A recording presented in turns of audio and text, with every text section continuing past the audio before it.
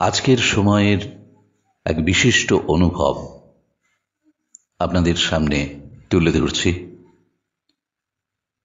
এটি লিখেছেন শুভঙ্কর মুখোপাধ্যায়।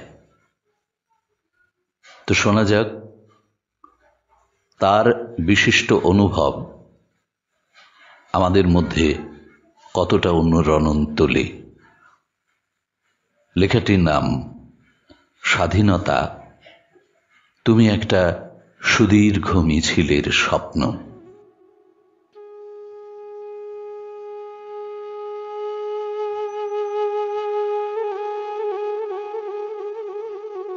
স্বাধীনতা আসে রাতের অন্ধকারে, ফ্রিডম অ্যাট মিডনাইট। আর ঠিক তখন আমি দু চোখ ভরে একটা অশেষ মিছিলের স্বপ্ন দেখি।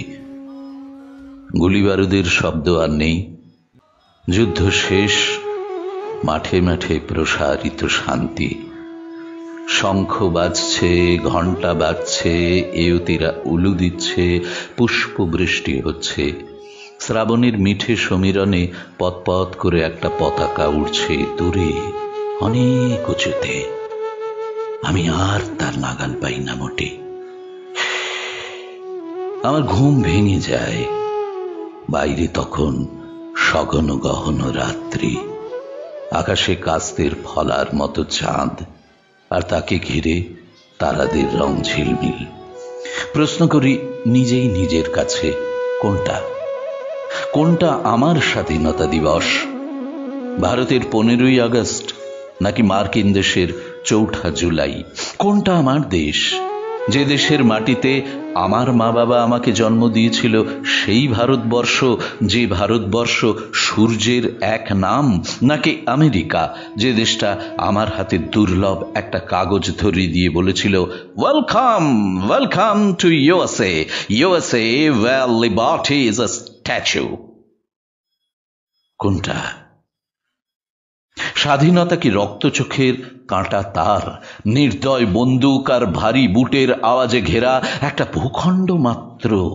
নাকি স্বাধীনতা আসলে অনুভব, একটা একটা উপলব্ধি? স্বাধীনতা হলো একটা ব্যবস্থা, একটা প্রতিষ্ঠান, যার আড়ালে বসে ক্ষুধার্ত নেকড়ের মতো নিয়ত থাবা চাটে শোষকের শাসন যন্ত্র, যার দাঁতে লাল নখে লাল। এই কথাগুলো বলতেন কবি তথা সাংবাদিক কৃষ্ণধর, যিনি আমাদের মূল্যবোধ ভিত্তিক সাংবাদিকতার দীক্ষা দিয়েছিলেন। বিশ্ববিদ্যালয়ে সংবাদপত্রের স্বাধীনতার পাঠ দিতে গিয়ে উনি আমাদের রবি ঠাকুরের কণ্ঠরোধ প্রবন্ধটা পড়ে শুনিয়েছিলেন। তিনি বলতেন, জানো জানো সাংবাদিকতায় আসলে স্বাধীনতা বলে কিছু হয় না। হ্যাঁ, যেই তোমরা স্বাধীনভাবে কিছু লিখতে যাবে, তখনই খবরের ব্যবসার দোহাই দিয়ে চতুর বাজার তোমাদের কলম ধরে টান মারবে। যেই তোমরা স্বাধীনভাবে কিছু বলতে যাবে, অমনি বিজ্ঞাপনের লোভ দেখিয়ে তোমাদের গলা টিপে ধরবে চালাক কর্পোরেট। তাহলে কি হলো? তাহলে স্বাধীনতা কি? কোথায় কোথায় স্বাধীনতা? কিসের স্বাধীনতা বলো? মনে আছে একবার হাই স্কুলে স্বাধীনতা দিবসের অনুষ্ঠানে আমি শামসুর রহমানের কবিতা আবৃত্তি করেছিলাম।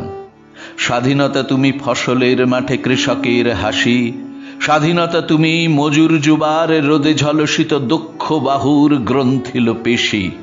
আমাকে সে জড়িয়ে ধরেছিলেন গৌতম দা, আমাদের ফিজিক্সের টিচার। এই কবিতা তোকে কে শেখালো শুভঙ্কর? স্বাধীনতা আসলে একটা সোনার পাথর বাটি রে, একটা সাজানো গোজানো মিথ্যা। একথা বলি কাঁধের ঝোলা ব্যাগ থেকে একটা লাল বই বের করে বলেছিলেন, জানিস স্বাধীনতার রজত জয়ন্তীতে এই বইটা পড়েছিলাম বলে আমাকে জেলে ভরে দিয়েছিল। কেন একটা স্বাধীন দেশে একটা বই পড়ার জন্য একজনকে জেলে যেতে হবে কেন? হ্যাঁ, যেতে হবে কারণ তখন গৌতম দ্বারা বলতে চেয়েছিলেন, একটা দেশের স্বাধীনতা মানে সে দেশের সব মানুষ খেতে পাবে, পড়তে পাবে, মাথার ওপর ছাদ পাবে। সে দেশের সব শিশু ভোরের স্কুলে পড়তে যাবে, পড়ার শেষে কাজ পাবে। গৌতম দ্বারা বাক স্বাধীনতা চেয়েছিলেন। গৌতমদার কাছে ওই লাল বইটা পড়তে চেয়েছিলাম আমি, কিন্তু গৌতমদা দেননি। বলেছিলেন পড়ে, এখন এটা পড়। উনি আমাকে রবীন্দ্রনাথের জীবন স্মৃতি পড়তে দিয়েছিলেন, যে বইটার কয়েকটা লাইনের নিচে লাল কালির দাগ দেওয়া ছিল।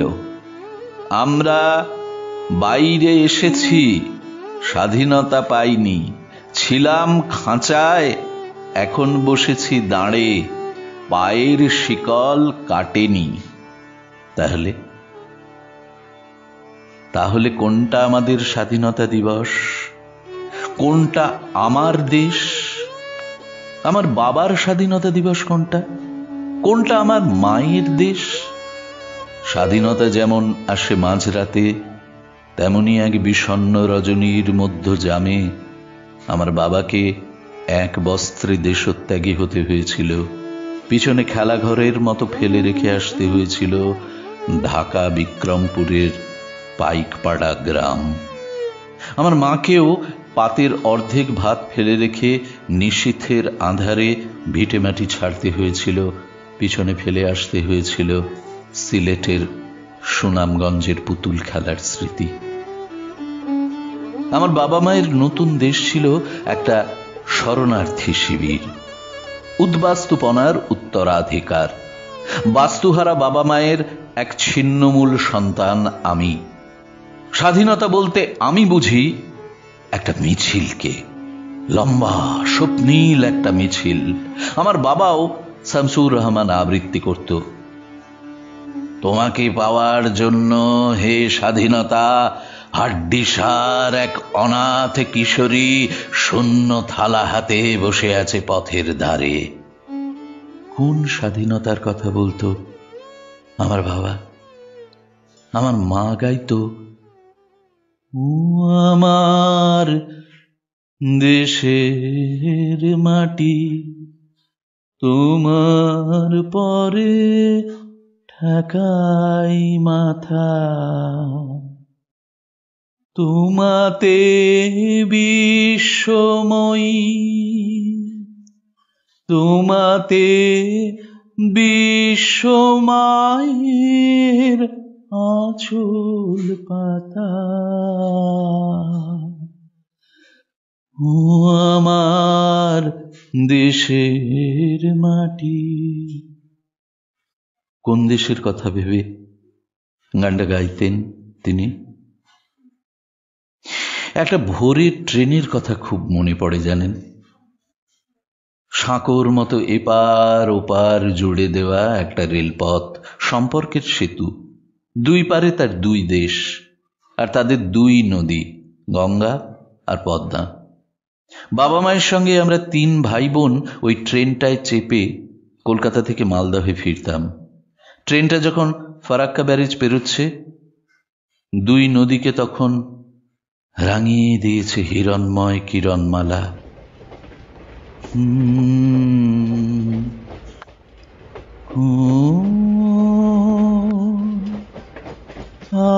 আলো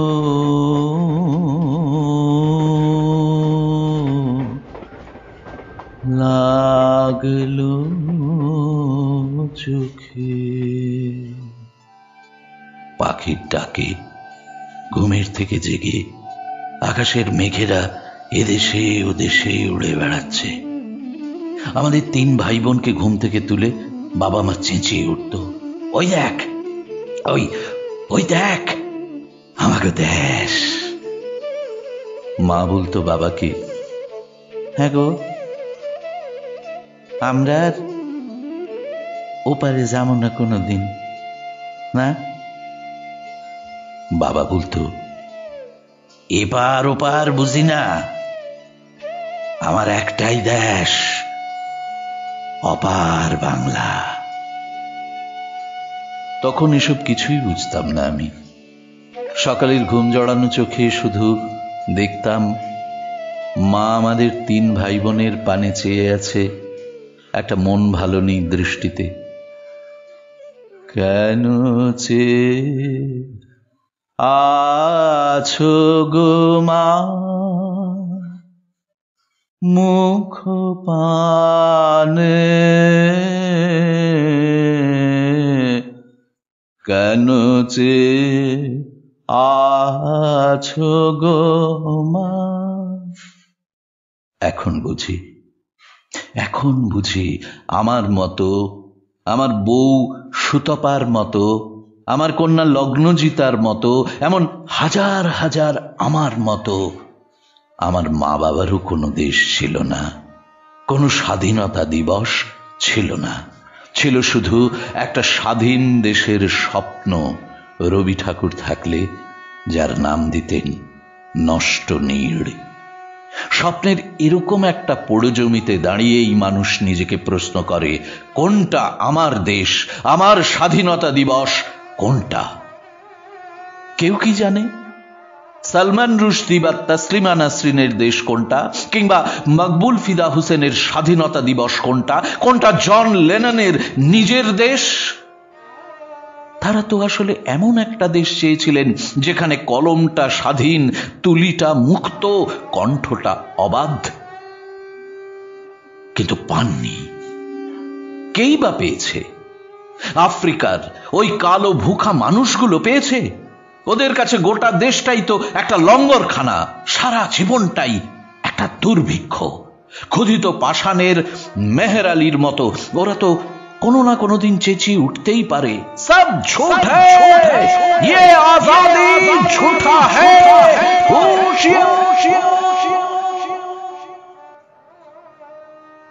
আর মধ্যপ্রাচ্যের সেই দুধের শিশুটির কথা কি ভোলা যায়?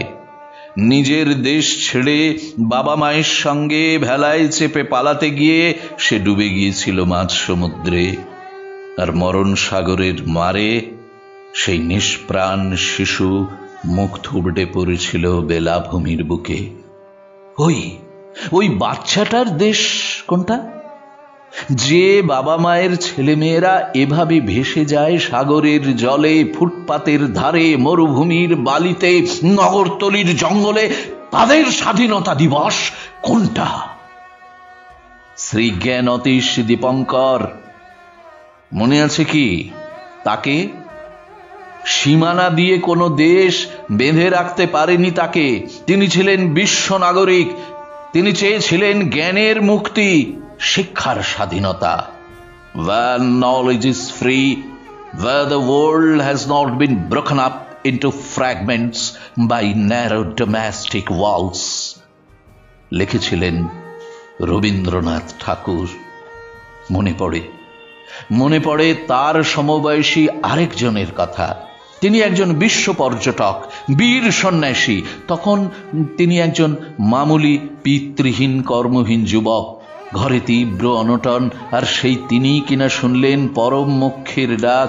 মন্দিরের মাতৃমূর্তির সামনে দাঁড়িয়ে তিনি অর্থ চাইলেন না, যশ চাইলেন না, বললেন, বিবেক দাও মা, বুদ্ধি দাও মা। কালক্রমে তিনি হয়ে গেলেন বিবেকানন্দ। সব দেশের সীমান্ত পেরিয়ে তিনি হয়ে উঠলেন চিন্তার মুক্তিদূত। বিবেকানন্দ আসলে দেশ বলতে, স্বাধীনতা বলতে একটা সুমধুর স্বপ্নকে বুঝতেন। ঠিক যেমন স্বাধীনতা দিবস আমার কাছে একটা স্বপ্ন, একটা সুদীর্ঘ মিছিলের স্বপ্ন। মুক্তি সেনা দলের সেই ঐতিহাসিক লং মার্চ, আমার স্ত্রী কন্যার হাত ধরে দেশহীন আমি ওই মিছিলে হাঁটছি। মিছিলের পুরো ভাগে আমার বাবা মা, পায়ে পা মিলিয়ে হাঁটছেন কৃষ্ণবাবু, গৌতম দা। মিছিল চলেছে ধূসর তিউনিশিয়া থেকে বিপ্লবী ফ্রান্স থেকে স্নিগ্ধ ইতালি। কোথা থেকে যেন হ্যারি বেলাফন্টের জামাইকা ফেয়ারওয়েল গানটা ভেসে আসছে। শুনে মনে হচ্ছে যেন কুচকাওয়াজ হচ্ছে। মিছিলের সবাই মাথা উঁচু করে বুক চিতিয়ে হাঁটছে। আমার মনে হলো যেন আকাশে বাতাসে লক্ষ অযুত কণ্ঠে উচ্চারিত হচ্ছে পৃথিবীর সেই শ্রেষ্ঠ স্লোগান, খিদে পেয়েছে, খেতে দাও, খিদে পেয়েছে, খেতে দাও, খিদে পেয়েছে, খেতে দাও। আর সেই ভুখ মিছিলের স্লোগান চাপা দিয়ে আমরা দিব্যি গেয়ে চলেছি, সার্থক জন্ম আমার, জন্মেছি এই দেশে। ও আমার দেশের মাটি, তোমার পরে ঠেকাই মাথা। ওগো স্বাধীনতা, আমার কল্পনা, আমার মুক্তি, আমার